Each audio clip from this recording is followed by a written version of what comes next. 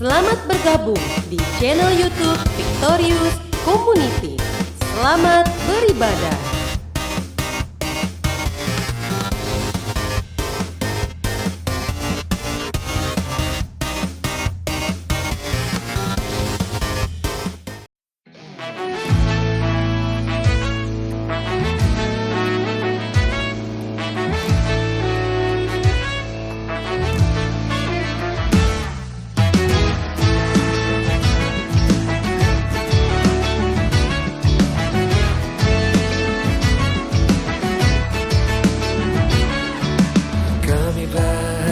Ketika dikatakan mari pergi ke rumah Tuhan, kami berdiri di sini satu irama memuji Engkau.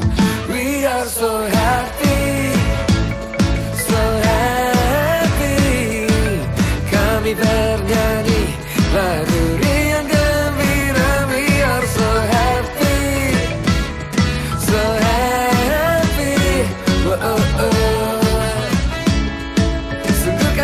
Cinta rumah kediaman-Mu, oh Tuhan.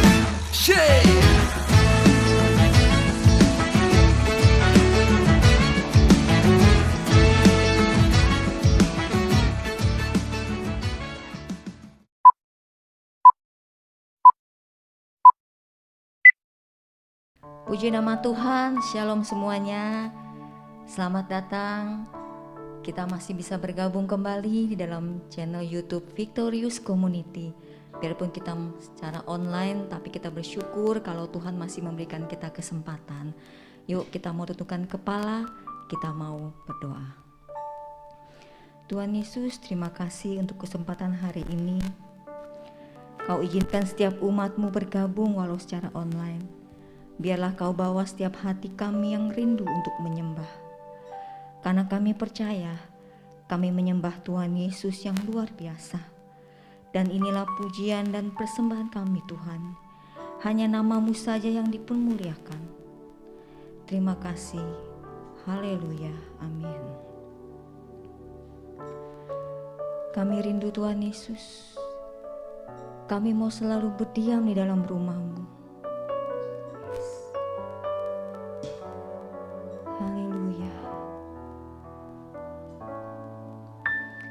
Satu hal yang ku rindu, berdiam di dalam rumah-Mu. Satu hal yang ku pinta, menikmati bait-Mu Tuhan. Satu hal yang ku rindu,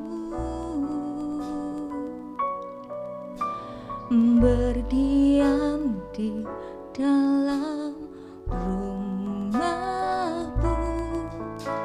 Satu hal yang ku pinta, menikmati bait-Mu Tuhan. Lebih baik satu hari di pelataran-Mu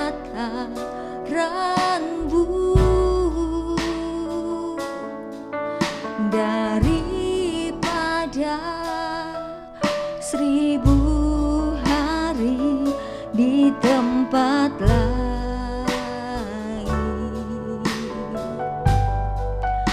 Memuji-Mu, menyembah-Mu, Kau Allah yang hidup, dan menikmati semua kemurahan-Mu. Lebih baik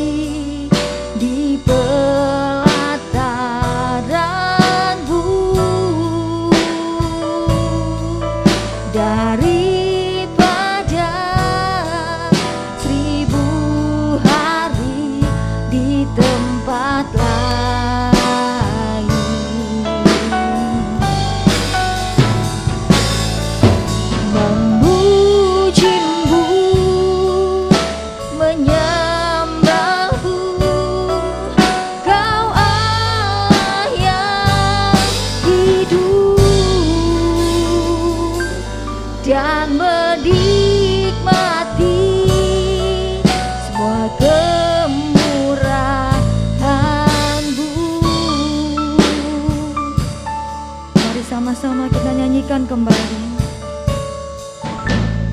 Satu hal yang ku rindu, berdiam di dalam rumahmu. Satu hal yang ku pinta, menikmati bait-Mu Tuhan. Lebih baik satu hari di pelataran-Mu daripada 1000 hari di tempat lain. Kami memuji-Mu,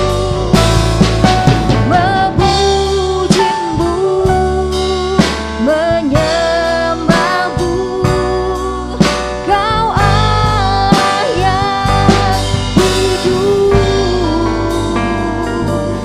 dan berdikati semua kemurahan-Mu. Lebih baik,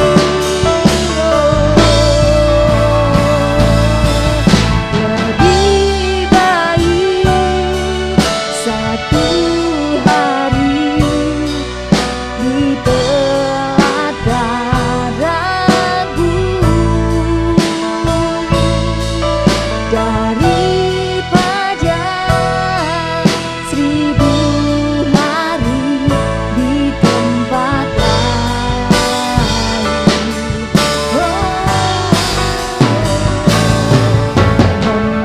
Memuji-Mu, menyembah-Mu. Kau Allah yang hidup dan menikmati semua kemurahan-Mu dan menikmati semua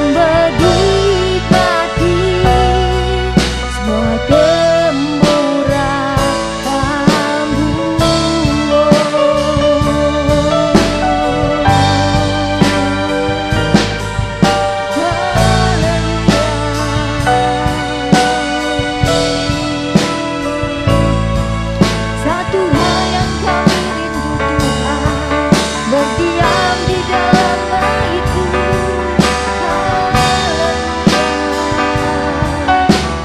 Kami rindu menikmati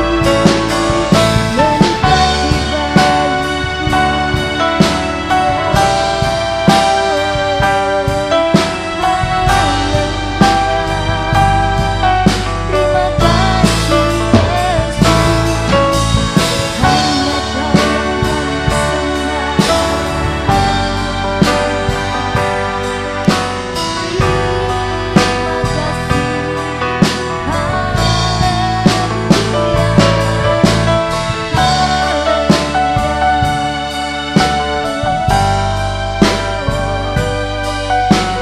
kasih Yesus. Hanya Kau berdiam di dalam rumah-Mu, Yesus. Ini kami Tuhan, kami rindu berada di pelataran-Mu. Kau Allah yang hidup, haleluya. Lebih baik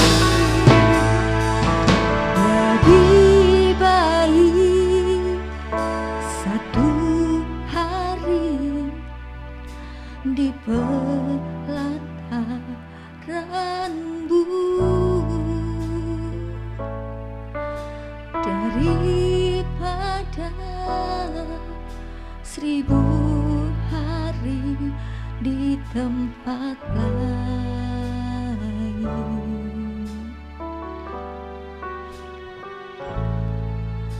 Memuji memujimu, menyembahmu.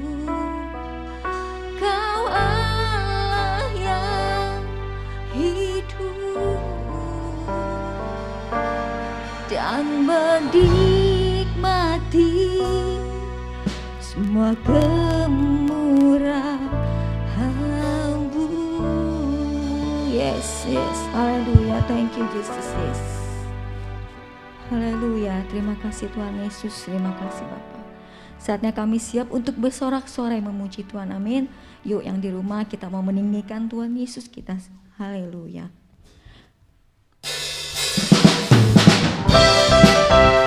Kami mau terima kuasa-Mu Tuhan. Kami mau terima kemenangan yang sudah Engkau sediakan buat kami semua. Haleluya. Mari bersama-sama kita nyatakan, kami yang telah ditebus dengan darah yang kudus, mengangkat pujian bagi-Mu. Kami bagi kudus-Mu sebagai bukti karya-Mu, nyatakan Kau besar dan hidup. Biar kita mau berlari sampai tujuan, berlari sampai tujuan, mendapatkan mahkota kekal. Kami terima kuasa-Mu Tuhan, kami terima kemenangan yang Engkau sediakan untuk kami bawa di setiap langkah. Dimanapun kami berdiri, kemanapun kami kan pergi, di situ pasti mujizat-Mu terjadi. Yes, haleluya. Biar pagi ini kita mau terima kuasa dari Tuhan Yesus.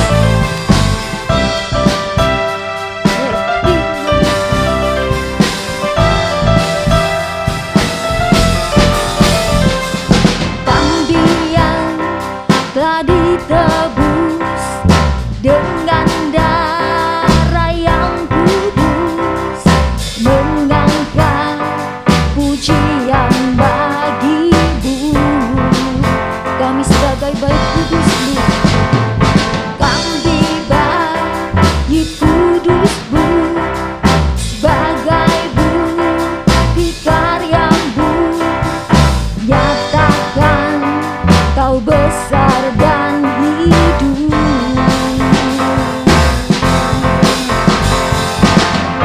Berlari sampai tujuan, mendapatkan mahkota kekal. Kami terima kuasa-Mu Tuhan, kami terima kemenangan yang Engkau sediakan untuk kami bawa di setiap langkah. Dimanapun kami berdiri, kemanapun kami kan pergi, di situ pasti mujizat-Mu terjadi.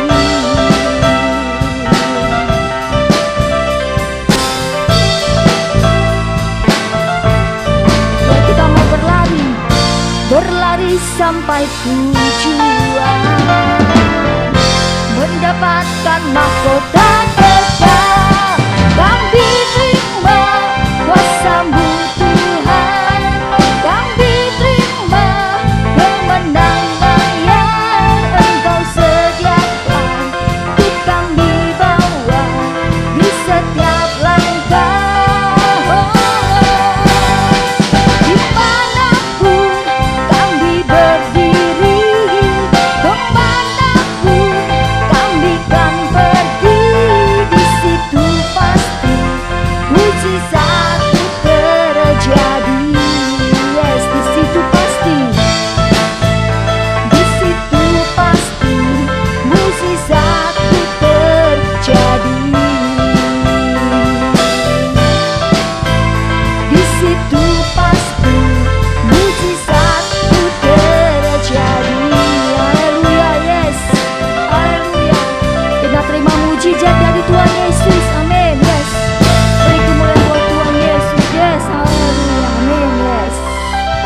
Thank you Jesus. Saatnya kita mau mendengarkan kebenaran firman Tuhan yang selalu menjadi kekuatan dalam hidup kita. Di saat kita mengalami beban masalah, kita tidak akan pernah takut karena kita punya Tuhan yang luar biasa. Yes. Haleluya. Tuhanlah kekuatan kita semua. Mari dengan iman. Kita tahu kalau Tuhan tempat perlindungan kita semua. Haleluya Yesus. Mari sama-sama dengan iman kita nyanyikan.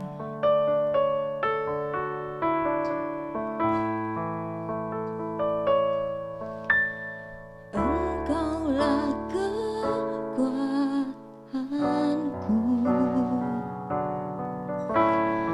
tempat perlindunganku, saat badai menerpa, aku tak akan goyah, aku tak akan goyah, Kau sertaku. Yes. Engkaulah kekuatan kami Tuhan. Engkaulah kekuatanku, tempat perlindunganku, saat badai menerpa,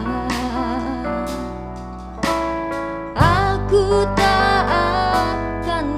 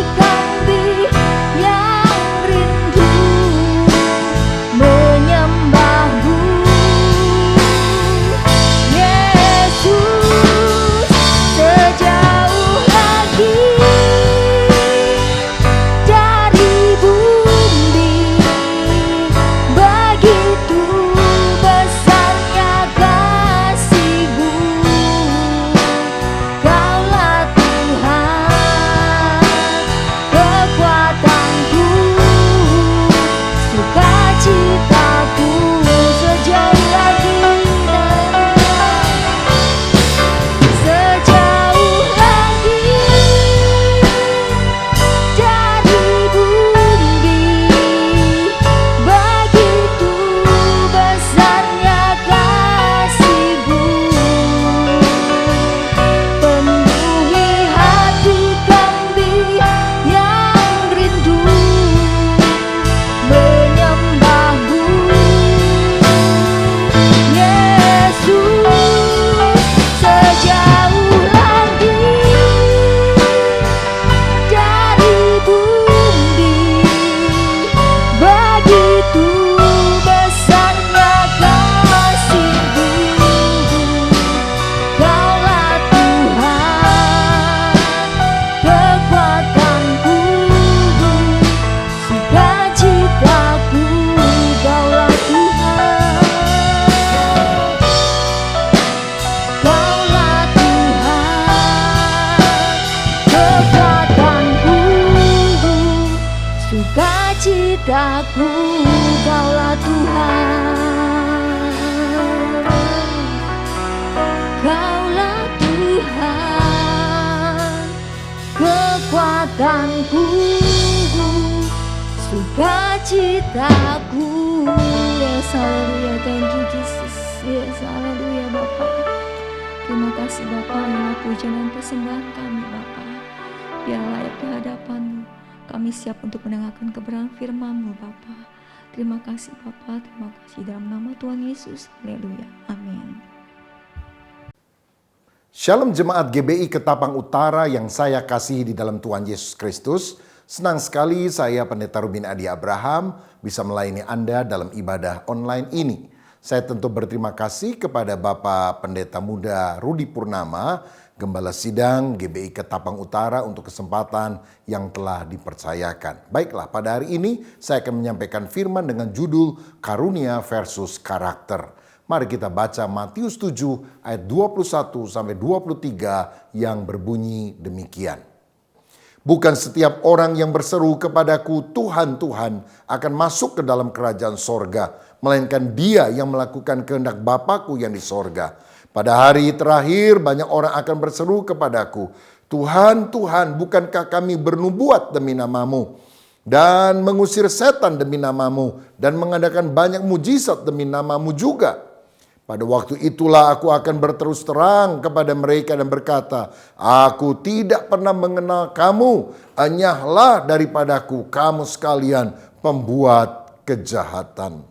Saudara sekalian, sekian tahun yang lampau di Amerika Serikat ada seorang pengkhotbah muda yang dinamis, yang dipakai Tuhan luar biasa. Dia juga menjadi penulis banyak buku rohani dan pada masa kecilnya dia pernah diangkat ke sorga dan mendapatkan penglihatan yang begitu luar biasa.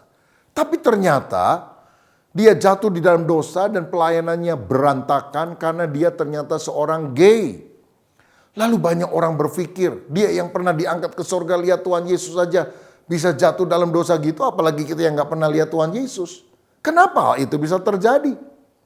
Di Australia beberapa waktu yang lampau ada penulis lagu-lagu rohani dari Hillsong yang sangat terkenal. Tiba-tiba dia berkata, saya bukan lagi orang Kristen, saya tidak lagi mau pelayanan. Dan kemudian dia berbalik meninggalkan Kristus. Banyak orang menjadi bingung kenapa orang yang dipakai Tuhan secara luar biasa bisa meninggalkan Tuhan dengan cara sedemikian. Saya rasa jawabannya adalah karena ketidakseimbangan antara karunia dan karakter. Saudara-saudara, ada banyak orang mendapatkan karunia, pemberian dari Tuhan, sehingga dia dipakai Tuhan. Tetapi dia tidak hidup bersama-sama dalam keintiman dengan Tuhan, sehingga karakternya tidak seperti Tuhan. Itulah yang dikatakan di dalam Matius 7 tadi.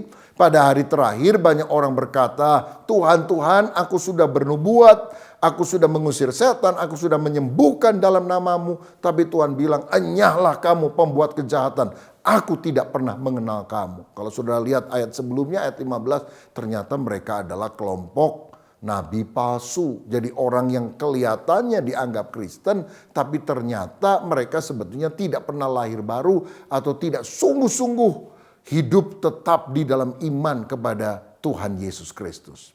Karenanya betapa pentingnya kita tidak terpesona hanya karena karunia atau karisma seseorang, tapi karakter yang harus dibangun serupa seperti Kristus. Nah, dalam 2 Timotius 2 ayat 20 sampai 22 dikatakan dalam rumah yang besar bukan hanya terdapat perabot dari emas dan perak, melainkan juga dari kayu dan tanah. Yang pertama dipakai untuk maksud yang mulia dan yang terakhir untuk maksud yang kurang mulia. Jika seorang menyucikan dirinya dari hal-hal yang jahat, ia akan menjadi perabot rumah untuk maksud yang mulia. Ia dikuduskan, dipandang layak untuk dipakai tuannya, dan disediakan untuk setiap pekerjaan yang mulia. Kalau saudara lihat di dalam rumah kita masing-masing, ada perabot yang mulia, ada perabot yang kurang mulia. Kedua-duanya dipakai oleh tuan rumah, tapi tujuannya tentu berbeda. Saya ambil contoh, misalnya kita punya sapu tangan, tapi kita juga bisa mengambil tisu untuk membersihkan kotoran tertentu. Bedanya begini, kalau tisu sudah dipakai, maka dilemparkan ke tong sampah, dibuang sama kotorannya. Tapi kalau sapu tangan membersihkan sesuatu, sapu tangannya tidak dibuang, sapu tangannya tetap disimpan, dicuci, dan akan dipakai lagi di kemudian hari. Nah, kita ini jangan sampai setelah dipakai Tuhan dibuang oleh Tuhan, tapi tetap digunakan sampai kedatangannya untuk kali kedua. Kuncinya apa supaya kita bisa tetap dipakai oleh Tuhan? Jika kita menyucikan diri dari hal yang jahat. Artinya kita harus memiliki manusia batinnya yang bersih, karakter yang indah, ada kasih, damai sejahtera, sabar terhadap kesalahan orang lain, lemah lembut, setia. Nah, kalau kita memiliki sikap seperti itu, maka bukan hanya karunia, tetapi karakter yang menopang kita, sehingga karunia tetap akan bekerja melalui karakter yang baik. Rasul Paulus sendiri pernah berkata, dalam 1 Korintus 9 ayat 27, tetapi aku melatih tubuhku dan menguasainya seluruhnya, supaya sesudah memberitakan Injil kepada orang lain, jangan aku sendiri ditolak. Jangan kita bawa orang datang kepada Kristus, tapi kita sendiri nggak sungguh-sungguh menjadi murid Kristus sejati yang kemudian ditolak. Seperti orang misalnya jadi kondektur bus, dari Jakarta dia teriak, Bandung, Bandung, Bandung. Orang masuk ke bus itu berangkat ke kota Bandung, tapi dianya sendiri nggak pernah naik ke dalam bus tersebut. Nah, Tuhan mau kita benar-benar menghidupi apa yang kita percaya. Nah, sekarang kita akan lihat apa sih bedanya karunia dan karakter. Saudara, karunia adalah kemampuan dari Allah untuk kita bisa melayani. Dan sebetulnya karunia itu adalah anugerah cuma-cuma yang diberikan oleh Tuhan kepada kita yang sebetulnya tidak layak untuk menerimanya. Nah, jadi orang yang karunianya hebat belum tentu hidupnya benar. Misalnya Bileam, saudara sekalian, itu nabi loh. Bahkan satu kali dia bisa berdialog dengan keledainya yang bisa bicara. Dahsyat sekali kan? Tetapi ternyata dia bukan orang yang benar. Atau Kayafas pada masa hidup Yesus, dia bisa bernubuat. Tetapi ternyata dia sendiri tidak percaya kepada Yesus. Atau Yudas Iskariot, salah satu murid Yesus yang pernah diutus untuk melayani, memberitakan Injil. Dia mengusir setan, dia menyembuhkan orang yang sakit. Tapi dia sendiri kemudian menjual Yesus dengan 30 keping perak, menggantung diri mati, dan dia tidak diselamatkan. Nah, saudara, jadi karunia adalah satu pemberian Allah yang kita gunakan untuk melayani orang lain, tetapi harus kita ingat, walaupun kita punya karunia, belum tentu hidup kita berkenan kepada Allah. Nah, pada waktu kita lahir, sebetulnya Tuhan memberi kita bakat. Nah, bakat itu bisa untuk hal yang rohani, pelayanan, atau hal sekuler. Misalnya ada orang mendapatkan bakat musik, maka dia bisa jadi pemain musik di gereja, tapi dia juga bisa main musik di pub misalnya, atau di tempat-tempat umum. Jadi waktu kita lahir, Tuhan memberi kita bakat alamiah. Tetapi pada waktu kita lahir baru, kita diberi karunia roh. Dan karunia roh ini hanya digunakan untuk pelayanan membangun tubuh Kristus. Nah, baik bakat alamiah maupun karunia roh sebetulnya digunakan istilah talenta yang harus dikembangkan. Ada hamba pertama dapat 5 talenta dikembangkan jadi 10. Ada hamba dapat 2 talenta dikembangkan jadi 4. Tapi hamba yang ketiga mendapatkan 1 talenta disimpan di dalam tanah. Dia tidak melakukan apapun sehingga dia dihukum oleh tuannya. Saya mau katakan doing nothing is sin. Tidak melakukan apapun adalah dosa. Karena kalau Tuhan sudah memberikan kepercayaan kepada kita, kita harus mengembangkan karunia itu untuk kemuliaan nama Tuhan. Namun jangan pernah menilai kerohanian seseorang dari karunianya. Oh, kalau dia bisa khotbah bagus, pasti dipakai Tuhan. Oh, kalau dia bisa nyanyi dengan suara bagus atau main musik dengan bagus, pasti dia diurapi Tuhan. Kerohanian seseorang tidak dinilai dari karunianya, tapi dari buahnya. Buah roh. Yaitu kasih, sukacita, damai sejahtera, kesabaran, kemurahan, kebaikan, kesetiaan, kelemah lembutan, penguasaan diri. Yang adalah karakter Kristus yang mesti nampak dalam kehidupan kita. Kalau boleh dibilang, karunia itu ibarat kemasan luar dari sebuah produk. Tetapi karakter itu adalah isi yang ada di dalam. Nah, jangan hanya terkecoh kepada kemasannya. Kemasannya keren. Tapi ketika isinya dibuka nggak bagus. Atau makanan, luarnya bagus. Tapi ketika dicicipi kok nggak enak ya. Yang penting kan bukan cuma sekedar kemasan luar. Tapi isi yang ada di dalam. Jadi kalau ada orang pintar nyanyi, main musik, khotbah, belum tentu dia rohani. Karena kerohanian tidak ditentukan oleh karunia tapi dari buah roh. Menurut saudara, siapa tokoh yang dicatat dalam Alkitab yang karunianya paling hebat? Ayo, siapa? Nuh, dia membuat bahtera, hebat. Tapi saya rasa ada yang lebih hebat. Daud, mengalahkan Goliat, hebat. Tapi saya rasa ada yang lebih hebat. Mungkin ada yang jawab, yang paling hebat Petrus, khotbah sekali 3.000 orang bertobat. Banyak pendeta sekarang khotbah 3.000 kali, hanya 1 orang bertobat.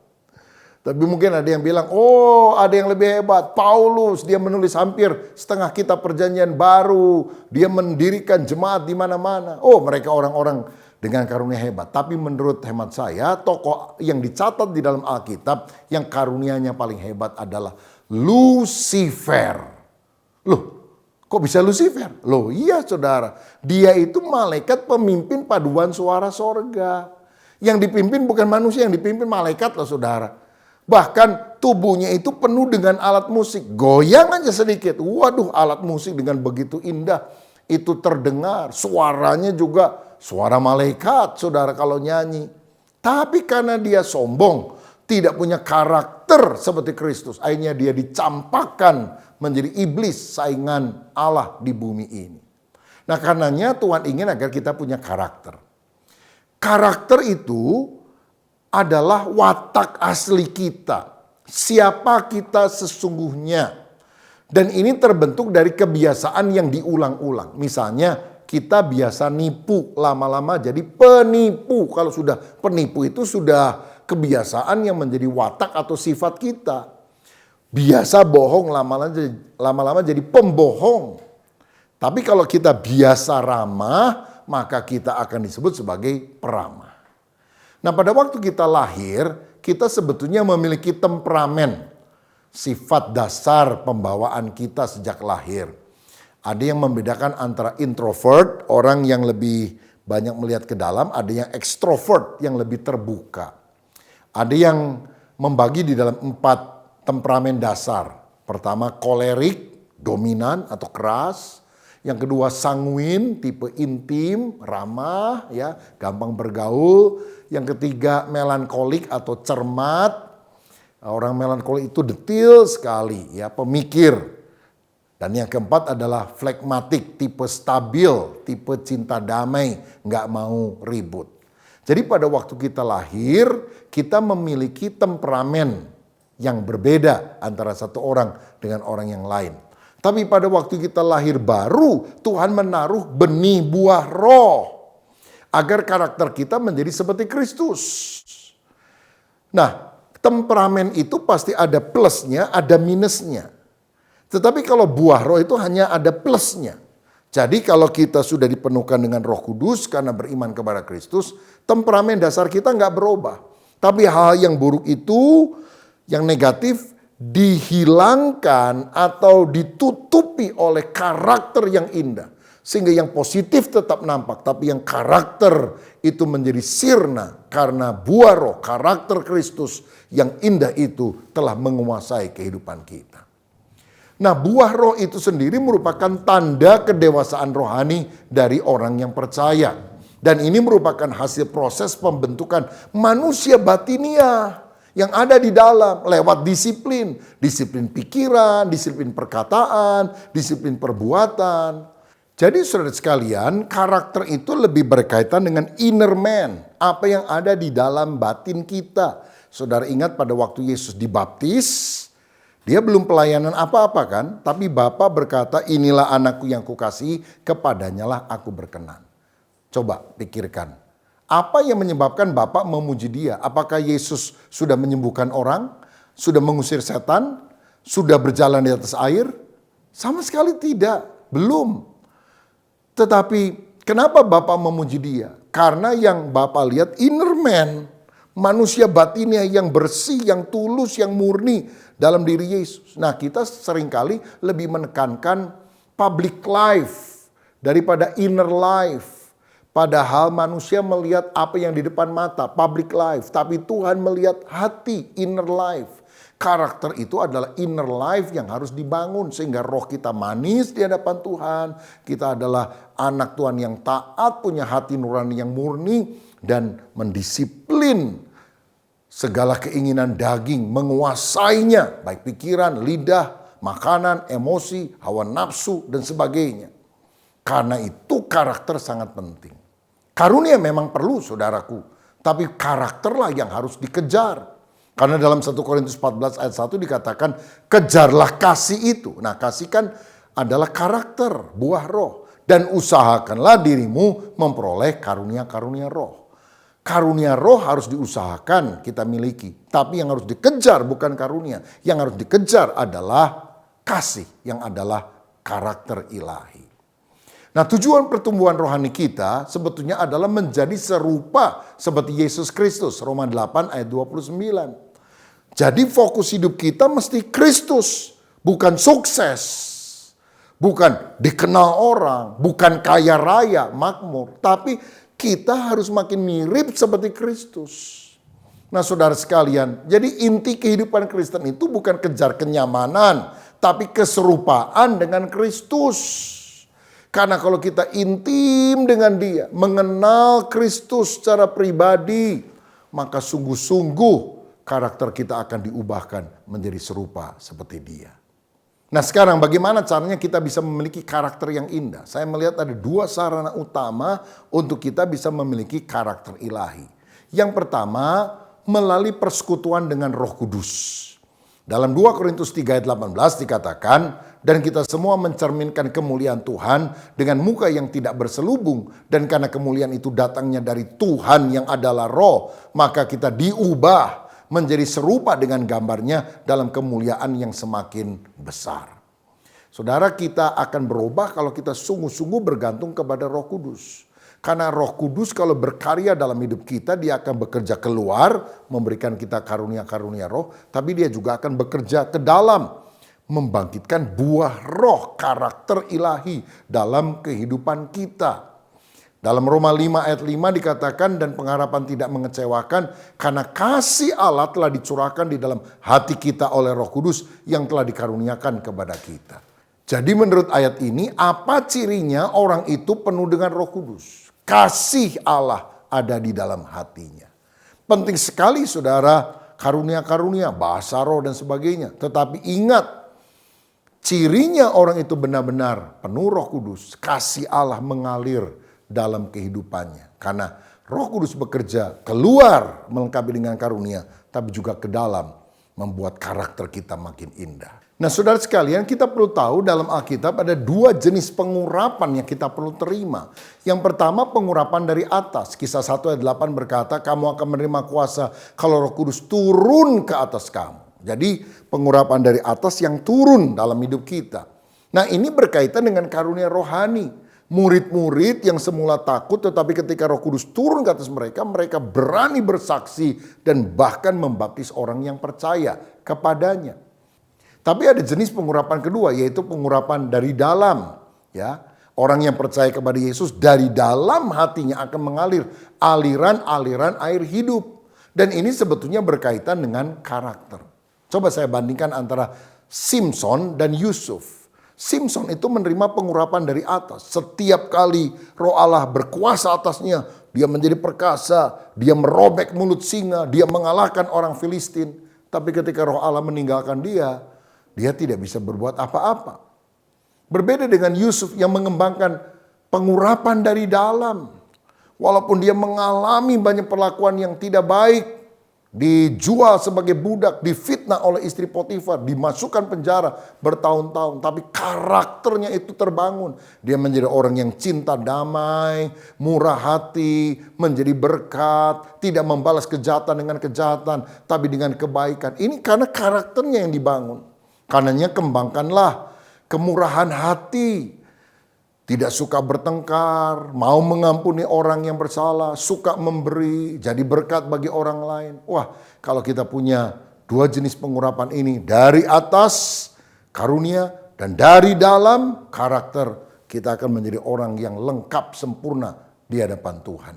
Haleluya. Salah satu contoh di dalam Alkitab juga orang yang memiliki karunia yang hebat tapi juga karakter yang baik adalah Daniel. Dalam Daniel 6 ayat 4 dikatakan maka Daniel ini melebihi para pejabat tinggi dan para wakil raja itu karena ia mempunyai roh yang luar biasa dan raja bermaksud untuk menempatkannya atas seluruh kerajaannya. Daniel ini orang yang berhikmat luar biasa, jadi berkat bagi kerajaan di mana dia melayani, tapi terutama karena dia punya karakter yang indah. Dan apa inti dari karakter? Apa yang menyebabkan karakter Daniel indah? Sebetulnya kalau kita lihat gambar lingkaran, yang paling dalam itu adalah spirit. Spirit of excellence, roh yang luar biasa. Kerohanian yang sungguh-sungguh cinta akan Tuhan, takut akan Tuhan, menyebabkan karakternya menjadi baik. Dan orang yang punya karakter yang baik, hikmat Allah ada pada dia. Dan kalau orang berhikmat, dia akan mengembangkan skill atau keterampilan. Dan performa luarnya, penampilan luarnya juga adalah penampilan luar yang baik. Karena walaupun Daniel dan teman-temannya hanya minum air putih biasa, bukan minum anggur, dan juga makanan yang halal yang tidak biasa dimakan oleh raja atau orang-orangnya, tapi dia lebih tegap, perkasa, lebih sehat dibandingkan dengan yang lain. Tapi yang menjadi inti core-nya adalah spirit of excellence. Roh yang ada di dalam batinnya.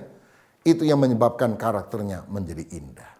Nah, jadi betapa pentingnya kita penuh dengan Roh Kudus supaya karakter ilahi itu muncul. Dan ada dua cara kita menjalin keintiman dengan Roh Kudus. Pertama, hidup dalam firman.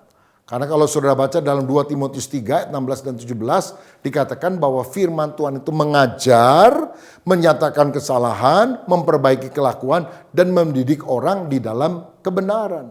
Yang buruk disingkirkan, kita diproses belajar menjadi orang yang makin benar di hadapan Tuhan. Roma 12 ayat 2 berkata, jangan kamu serupa dengan dunia ini, tapi berubahlah oleh pembaruan budimu, sehingga kamu bisa membedakan manakah kehendak Allah, apa yang baik, yang berkenan kepada Allah, dan yang sempurna.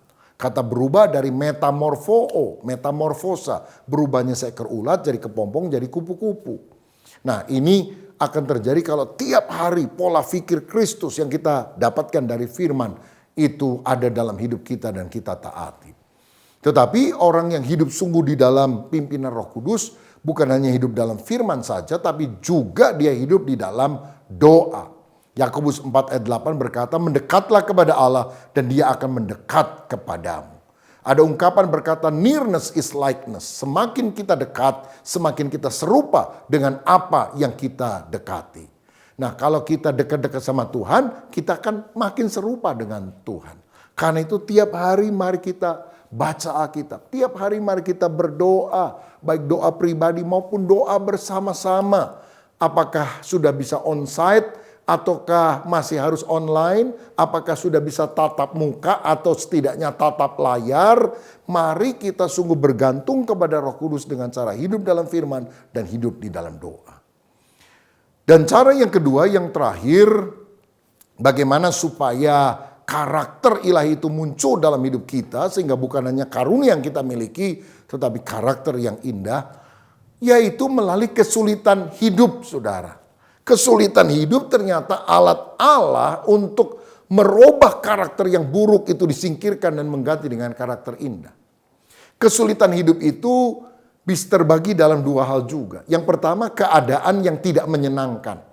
Seperti Yusuf, saudara sekalian, keadaannya kan tidak menyenangkan. Dijual sebagai budak, difitnah, dimasukkan penjara. Tapi dia sadar bahwa keadaan yang tidak baik ini diizinkan Tuhan untuk membentuk karakternya. Sebab Yusuf tanpa diproses, kalau dia jadi raja muda di Mesir, bisa sombong dia, saudara. Atau kemudian dia bisa balas dendam kepada saudara-saudaranya. Tapi melalui keadaan yang tidak nyaman itu, dia belajar mengampuni, dia belajar mengasihi, dia belajar melupakan kesalahan daripada orang-orang yang merugikan dia. Tapi hidupnya malah jadi berkat. Jadi kalau saudara punya rencana yang tidak berjalan sesuai dengan apa yang kita inginkan, jangan marah sama Tuhan. Tidak ada hal yang terjadi tanpa izin dari Bapa Surgawi. Dan kalau Bapa Surgawi mengizinkan hal itu adalah untuk membentuk karakter kita supaya kita menjadi serupa seperti Kristus. Jadi kalau misalnya saudara pagi-pagi doa, Tuhan beri saya kesabaran. Lalu hari itu saudara mau pergi ke satu tempat macet dibandingkan dengan biasanya. Waduh, kita kesel karena kita takut terlambat. Lalu kita ngomong sama Tuhan, Tuhan kenapa engkau izinkan keadaan tidak baik ini terjadi? Tuhan akan bilang, tadi pagi kan kamu minta sabar. Nah sekarang aku latih lewat keadaan yang tidak menyenangkan. Supaya kamu lebih sabar. Saudara-saudara, jadi ini proses pembentukan Tuhan. Tetapi yang kedua, Tuhan juga bisa memakai orang-orang yang menyebalkan untuk membentuk karakter kita. Amsal 27 ayat 17 berkata, besi menajamkan besi, orang menajamkan sesamanya. Saudara, karakter kita yang gak bagus itu diamplas oleh Tuhan. Lewat apa? Orang-orang dekat dengan kita. Sebab pada waktu kita berinteraksi dengan orang-orang, terutama manusia sulit, manusia yang menyebalkan. Saudara tahu manusia sulit, kita baik sama dia, dia jahat sama kita. Kita doain dia fitnah kita. Kita kasih berkat buat dia jelek-jelekan kita kepada orang lain. Sampai kita bingung, ini orang maunya apa. Tapi jangan pikir dia itu alat setan. Dia alat Tuhan untuk memproses kita supaya lebih banyak bersyukur, lebih banyak mengasihi. Karena ketika kita ketemu sama orang yang menyebalkan, maka kita harus memilih respon apa yang kita harus balas kepada mereka. Apakah respon positif, mentaati firman Tuhan, sabar, mengampuni, atau respon negatif, marah, jengkel, balas. Maka kita bukan makin seperti Yesus, kita makin seperti setan kalau begitu, saudara sekalian. Dan saya mau bilang, orang yang Tuhan pakai untuk memproses kita bukan orang jauh, orang dekat. Bisa pasanganmu sendiri, ya, mungkin istrimu. Wah, ada istri kalau di luar manis parasnya, penampilannya, ngomongnya. Tapi kalau sudah pulang ke rumah, wih, lebih galak dari singa betina, saudara sekalian. Waduh, mungkin saudara bilang, kenapa ini? Waduh, suaminya panglima, istrinya pang-6, lebih sakti istrinya. Allah Tuhan memproses kita. Nah, ambillah keteladanan Yesus. Selalu berespon positif di tengah situasi sulit. Bahkan ketika orang teriak-teriak, salibkan dia. Yesus berkata apa? Ampunilah mereka karena mereka tidak tahu apa yang mereka perbuat. Saudara-saudara, dengan demikian kita punya emotional quotient. Yaitu kedewasaan emosi. Ketika kita tetap harus memilih berespon positif. Sekalipun pohon ara tidak berbunga, pohon anggur tidak berbuah, hasil pohon zaitun mengecewakan, dan kambing domba terhalau dari kurungan. Namun aku akan tetap memilih bersukacita di dalam Tuhan. Itu yang dikatakan Habakuk dan seharusnya juga menjadi pilihan kita. Jadi melalui keadaan yang tidak menyenangkan, melalui orang-orang yang menyebalkan, Tuhan membentuk karakter kita. Ketika kita berespon positif, bukan seperti iblis. Ketika respon positif itu muncul, kita akan makin serupa seperti Tuhan Yesus. Saudaraku, bersyukur buat karunia yang Tuhan berikan kepada kita. Tapi jangan lupa yang kita harus benahi terutama adalah karakter. Ini doa saya supaya kita yang mendengar firman Tuhan hari ini sungguh-sungguh berkata, Tuhan benahi hidup saya. Kalau ada sifat-sifat yang tidak berkenan kepadamu, biar aku sungguh-sungguh makin hari makin indah karakternya seperti Tuhan. Izinkan saya berdoa. Bapa, terima kasih untuk kebenaran firman-Mu. Kami bersyukur untuk karunia-karunia yang luar biasa yang Tuhan berikan kepada kami. Dan seringkali kami terpesona dengan karunia yang begitu hebat. Tapi ternyata yang Tuhan cari adalah karakter, bukan kemasan luar, tapi apa yang ada di dalam. Dan itu terjadi kalau kami hidup dipimpin oleh Roh Kudus melalui doa dan firman.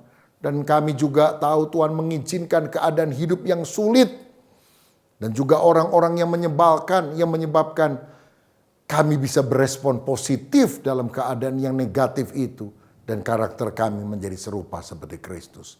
Berkat-Mu kiranya atas setiap jemaat yang menerima pesan firman Tuhan ini. Biar kami selalu tumbuh di dalam kebenaran. Dalam nama Yesus kami berdoa dan mengucap syukur. Haleluya. Amin. Tuhan Yesus memberkati. Kami atas nama GBI Ketapang Utara mengucapkan banyak terima kasih kepada Bapak Pendeta Dr. Ruben Adi Abraham, Ketua Umum Sinode Gereja Betel Indonesia yang telah melayani kita pada pagi hari ini. Tuhan Yesus memberkati. Dan juga setiap orang-orang yang sudah berpartisipasi dalam hal pembelian gereja tempat ini. Tuhan Yesus juga memberkati kita sekalian. Mari saudara kita akhiri pada pagi hari ini, kita akan berdoa. Terima kasih Tuhan Yesus, Engkau sudah pimpin ibadah ini dari awal hingga akhir ya Bapa. Biar semua pujian penyembahan umat-Mu boleh naik kepadamu sebagai persembahan yang harum, yang hidup dan berkenan di hadapan Tuhan, dan Engkau menerimanya. Dan juga kebenaran firman Tuhan yang sudah kami dengar pada pagi hari ini boleh menjadi pegangan dan kekuatan bagi setiap kami. Setiap kami bukan hanya menjadi pendengar-pendengar yang baik, tapi setiap kami boleh menjadi pelaku-pelaku firman Tuhan. Tuhan memberkati pada hamba-hamba-Mu yang sudah melayani dan setiap umat-Mu yang sudah mengikuti ibadah ini di rumah masing-masing. Dimanapun mereka berada, Tuhan memberkati. Kalau sebentar kami akan berpisah satu sama lain mengikuti aktivitas kami masing-masing, biarlah perlindungan dari Yesus tetap melingkupi pada kami sekalian. Dijauhkan daripada tangan-tangan orang jahat, kecelakaan ataupun mana bahaya, hal-hal yang merugikan maupun yang tidak mengenakan, virus-virus maupun bibit penyakit. Engkaulah kekuatan perlindungan bagi kami sekalian. Tuhan berkati setiap aktivitas umat-Mu, apapun yang dikerjakan setiap harinya, biar sesuatunya bisa berjalan dengan baik, lancar, berhasil, dan beruntung. Kami terus berdoa untuk masalah pandemi COVID-19 yang sampai sekarang ini belum selesai. Kami serahkan semuanya dalam tangan Tuhan. Perlindungan dari Yesus tetap melingkupi pada kami sekalian. Dan juga kami terus berdoa bagi pemberian gereja tempat ini. Tuhan Yesus akan mencukupi. Terima kasih Tuhan Yesus, terima kasih. Berpujilah akan nama Tuhan. Di dalam nama Yesus kami berdoa bersyukur pada pagi hari ini. Mari sudah kita arahkan hati kita pada Tuhan. Kita akan terima berkat Tuhan saat ini. Tuhan memberkati engkau dan melindungi engkau. Tuhan menyinari engkau dengan wajah-Nya dan berikan kau kasih karunia. Tuhan menghadapkan wajah-Nya padamu dan berikan kau damai sejahtera. Dalam nama Yesus kami sambut berkat Tuhan pada pagi hari ini. Mari sudah diberkati Tuhan, sama-sama katakan amin. Selamat pagi, Tuhan Yesus memberkati.